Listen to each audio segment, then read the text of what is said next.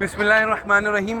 اللہ تعالیٰ کے فضل سے آج ہم عمرہ کرنے آئے ہوئے ہیں اور یہاں پر مکہ کی مقدس فضاؤں میں ہم سانس لے رہے ہیں اور ہم جو ہے اس کی برکتیں حاصل کر رہے ہیں۔ اور یہ وہ جگہ ہے، کبوتر چوک ہے، حرم کی فضائیں ہیں اور مستشفیٰ جیاد ہے، کلاک ٹاور کا بیس ہے۔ یہاں پر ہر عمرہ کرنے والا، ہر طواف کرنے والا یہاں سے گزرتا ہے۔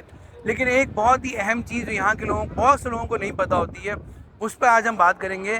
وہ یہ کہ جب نبی کریم صلی اللہ علیہ وسلم کی سیرت سے ایک اہم چیز یہاں ملتی ہے کہ نبی کریم صلی اللہ علیہ وسلم پیدائشی یتیم تھے۔ 6 سال کی عمر میں آپ صلی اللہ علیہ وسلم کی والدہ کا انتقال ہو گیا، 8 سال کی عمر میں دادا کا انتقال ہو گیا، یعنی فائنینشیل ٹیک کیئر کرنے والا ظاہری سبب میں کوئی نہیں رہا، تو چچا تھے اور وہ چچا بھی اپنے بال بچوں کو کے ساتھ ان کو پال رہے تھے۔ اب ایک 10 سال کا ایک بچہ ہے اور وہ اپنے چچا کے ساتھ رہتا ہے، لیکن چونکہ وہ ایک معمولی بچہ نہیں ہے بلکہ وہ ایک نبی ہے، کیونکہ انبیاء کرام 40 سال کی عمر میں نبی آپ صلی اللہ علیہ وسلم نہیں بنے، بلکہ آپ صلی اللہ علیہ وسلم پیدائشی نبی تھے، یعنی ہر چیز اللہ تعالیٰ کی طرف سے رہنمائی تھی، ہر عمل ان کا ہمارے لیے باعث تقلید ہے۔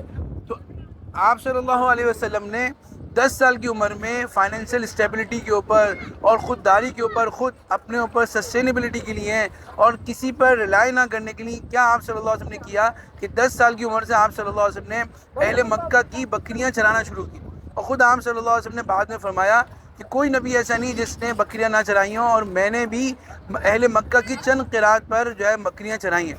اب آپ یہ دیکھیں کہ وہ کون سی جگہ تھی، تو یہ بہت سے عمرہ کرنے والوں کو، مسلمانوں کو نہیں پتا کہ یہ وہ جگہ تھی۔ یہ کلاک ٹاور کا بیس ہے، مستشفیٰ جیاد ہے، یہاں چھوٹا سا ہاسپٹل ہے۔ یہ وہ جگہ تھی جو تاریخ کی کتابوں سے ملتا ہے کہ یہاں آپ صلی اللہ علیہ وسلم نے اہل مکہ کی بکریاں چرایا کرتے تھے۔ یہاں جنگل ہوا کرتا تھا، یہاں پر آپ صلی اللہ علیہ وسلم بکریاں لے کے آتے تھے اور یہاں پر ان کی بکریاں چرایا کرتے تھے۔ اب یہاں آگے ہمیں سیکھنا کیا ہے؟ یہاں آگے ہم نے سیکھنا ہے کہ ہم نے اپنے بزنسز کو اسٹرانگ کرنا ہے، اپنے آپ کو فائنینشلی اسٹرانگ کرنا ہے کہ ہم کسی اور پہ ڈپینڈنٹ نہ ہوں۔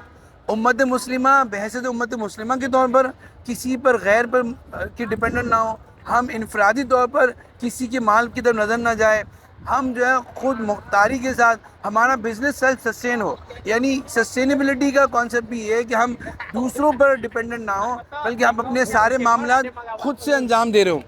تو یہ بھی ہم نے سیکھنے کی ضرورت ہے۔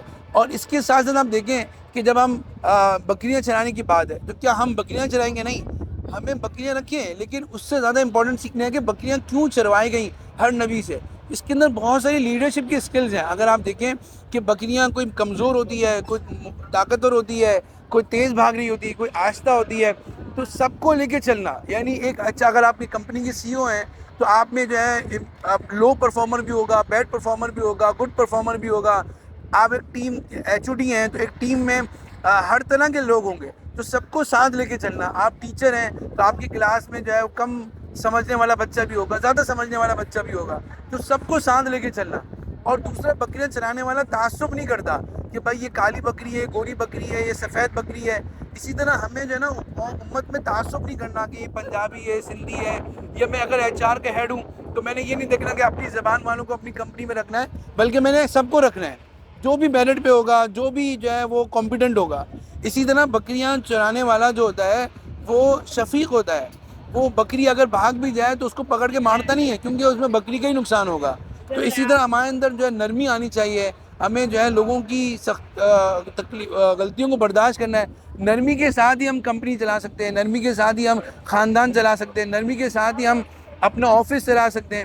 تو یہ اپنے اندر یہ صفات پیدا کرنی، یہ لیڈرشپ اسکلز ہیں جو بکریاں چرانے کے ذریعے اللہ تعالیٰ نے انبیاء کرام کو دکھائیں اور ان کے ذریعے امت کو سکھائیں۔ تو یہاں جب بھی ہم آئیں تو ہم یہاں سیکھیں کہ ہمارے اندر بزنس کے اندر خود مختاری ہو، سسٹینیبلٹی ہو، ہم جو ہے وہ غیروں پہ ڈپینڈنٹ نہ ہو۔ آپ صلی اللہ علیہ وسلم بھی اپنے چچا کے خرچے پہ گزارا کر سکتے تھے، وہ بڑے شفیق چچا تھے، لیکن آپ نے شروع سے ہمیں میسج دیا کہ نہیں، مومن جو ہوتا ہے وہ اپنے زور بازو پہ بھروسہ کرتا ہے، اللہ کی مدد کے ساتھ جو ہے وہ جو ہے نا خود دیتا ہے۔ وہ آپ صلی اللہ علیہ وسلم نے فرمایا دینے والا ہاتھ لینے والے ہاتھ سے بہتر ہے۔ تو ہم دینے والا ہاتھ بنیں، نہ کہ لینے والا ہاتھ بنیں۔ تو یہاں آئیں اور سیکھیں۔ السلام علیکم۔